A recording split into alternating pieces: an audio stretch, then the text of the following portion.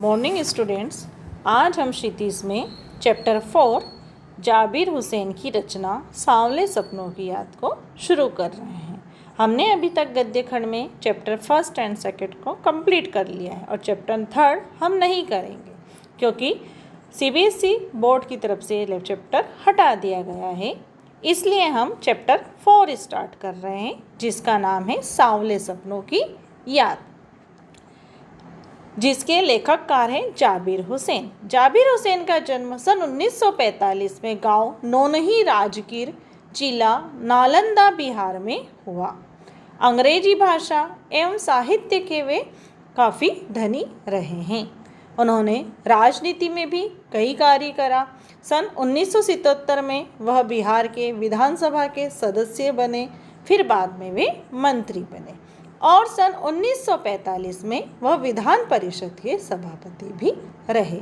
जाबिर हुसैन हिंदी, उर्दू, अंग्रेजी तीनों भाषाओं का उन्हें ज्ञान था और समान अधिकार के साथ उन्होंने लेखन कार्य भी किया। उनकी रचनाओं में डोला बीबी का मज़ार, अतीत का चेहरा, लौंगा, एक नदी, रेत भरी प्रमुख है।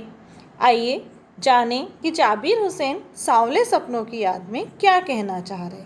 प्रस्तुत पाठ सन जून 1987 में प्रसिद्ध पक्षी विज्ञानी सालिम अली की मृत्यु के तुरंत बाद लिखा गया। यह एक संस्मरण है। सालिम अली की मृत्यु से उत्पन्न दुख और अवसाद को लेखक ने सांवले सपनों की याद के रूप में व्यक्त किया है।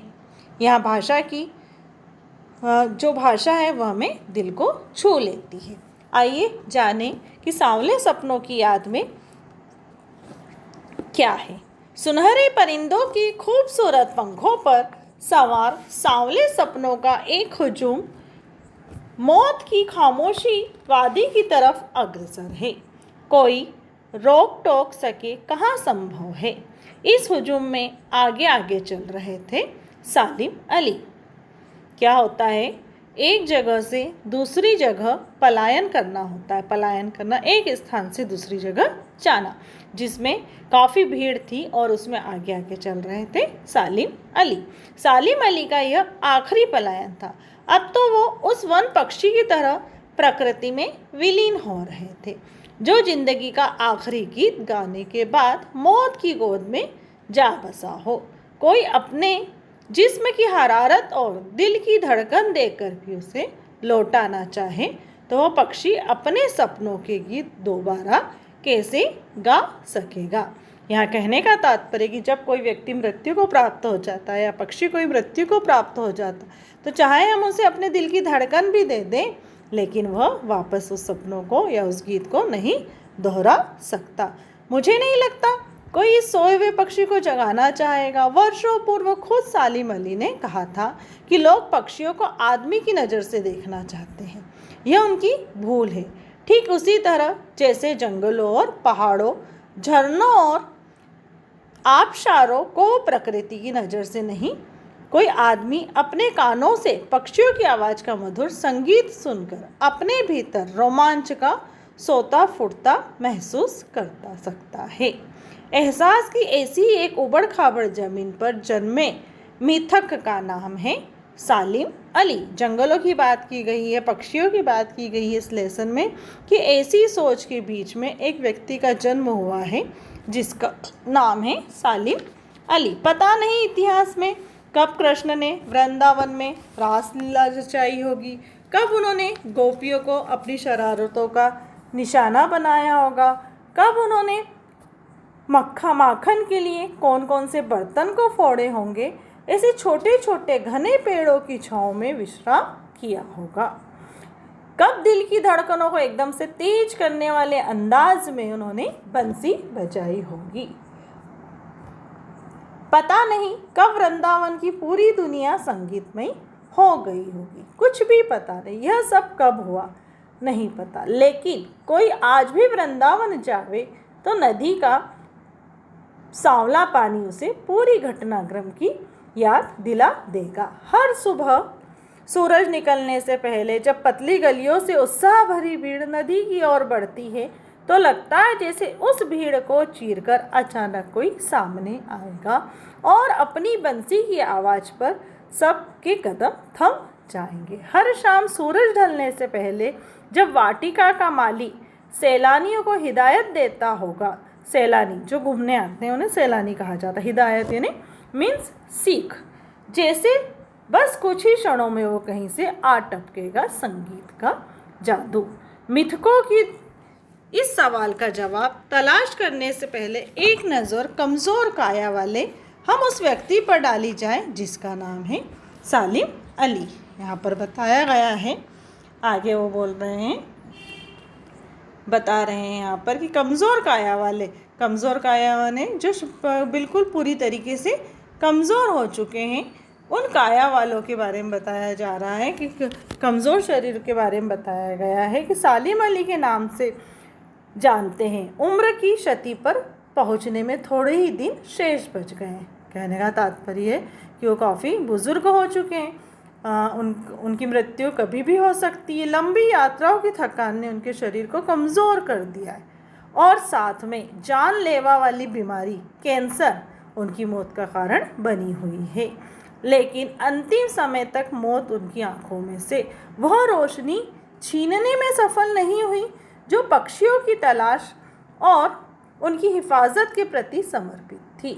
सालिम अली की आंखों पर चढ़ी दूरबीन उनकी मौत के बाद भी नहीं उतरी। उन जैसा बर्ड वॉचर मीन्स जो पक्षियों को पढ़ सकता, शायद ही कोई हुआ होगा। कहने का तात्पर्य सालिम अली पक्षियों से बहुत प्रेम करते थे, लेकिन एकांत क्षणों में सालिम अली बिना दूरबीन भी देखे गए हैं। दूर क्षितिज तक, क्षितिज मीन्स आसमान, फैली ज़मीन और झुके आसमान को छूने वाली उनकी नज़रों में कुछ कुछ वैसा ही जादू था जो प्रकृति को अपने घेरे में बांध लेता था। सालिम अली उन लोगों में से एक थे। अपने प्रभाव में लाने के कायल होते थे। उनके लिए प्रकृति में हर तरफ एक हंसती खेलती रहस्य भरी दुनिया फैली हुई थी। दुनिया उन्होंने बड़ी मेहनत से अपने लिए बनाई थी।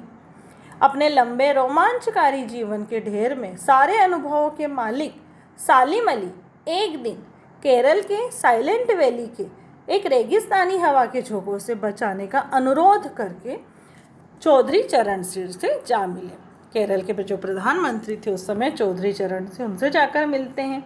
चौधरी साहब गांव की मिट्टी पर पड़ने वाली पानी की पहली बूंद का असर जानने वाले नेता थे। पर्यावरण के संभावित खतरा जो चित्र सालिम अली ने उनके सामने रखा, उनसे उनकी आंखें कैसी हो गई, नम हो गई। आज सालिम अली हमारे बीच नहीं है, चौधरी साहब भी नहीं है। कौन बचा है जो अब सौंधा माटी पर उगी फसलों के बीच एक नए भारत की नींव रखने का संकल्प लेगा? कौन बचा है जो अब हिमालय और लद्दाख की बर्फीली ज़मीनों पर जीने वाले पक्षियों की वकालत करेगा? सालिम अली ने अपनी आत्मकथा लिखी जिसका नाम रखा फॉल ऑफ ए स्पैरो। मुझे याद आ गया D.H. लॉरेंस की मौत के बाद लोगों ने उनकी पत्नी फ्रीडा लॉरेंस से अनुरोध किया था। सालिम अली आगे बता रहे हैं कि उन्होंने एक किताब लिखी है जिसका नाम है फॉल ऑफ ए स्पैरो, और उसके बाद उन्होंने एक लेखक का और यहाँ पर उल्लेख किया है जिसका नाम क्या है, D.H. लॉरेंस। जब उनकी, वो भी पक्षी प्रेमी थे, जब उनकी मृत्यु हो जाती तो जब फ्रीडा लॉरेंस से लोगों ने कहा कि आप अपने पति के बारे में कुछ लिखें, तो उनकी पत्नी का क्या जवाब था? वो कहती हैं कि मेरे लिए लॉरेंस के बारे में कुछ भी लिखना असंभव सा है। मुझे लगता है कि मेरी छत पर बैठने वाली गौरैया लॉरेंस के बारे में ढेर सारी बातें जानती है, मुझसे भी ज़्यादा जानती है। वो सचमुच इतना खुला और सादा दिल वाले आदमी थे। लॉरेंस मेरी रंगों में, मेरी हड्डियों में समाये हुए, लेकिन मेरे लिए कितना कठिन है उनके बारे में, उनके अनुभवों को, शब्दों को जमा बहनाना। मुझे यकीन है मेरी छत पर बैठी गौरैया उनके बारे में और हम दोनों के बारे में हमसे ज़्यादा जानती है। सालिम अली प्रकृति की दुनिया में एक टापू बनने के बजाय अथाह सागर बनकर उमड़े, जो लोगों के उनके भ्रमणशील स्वभाव और उनकी यायावरी से परिचित हैं। उन्हें महसूस होता है कि वो आज भी पक्षियों के सुराग में ही निकले हैं और अब अभी गले की लंबी दूरबीन लटकाए अपने खोजपूर्ण नतीजों के साथ लौट आएंगे। जब तक वो नहीं लौटते क्या उन्हें गया हुआ मान लिया जाए? मेरी आंखें नम हैं सालिम अली, तुम लौटोगे ना।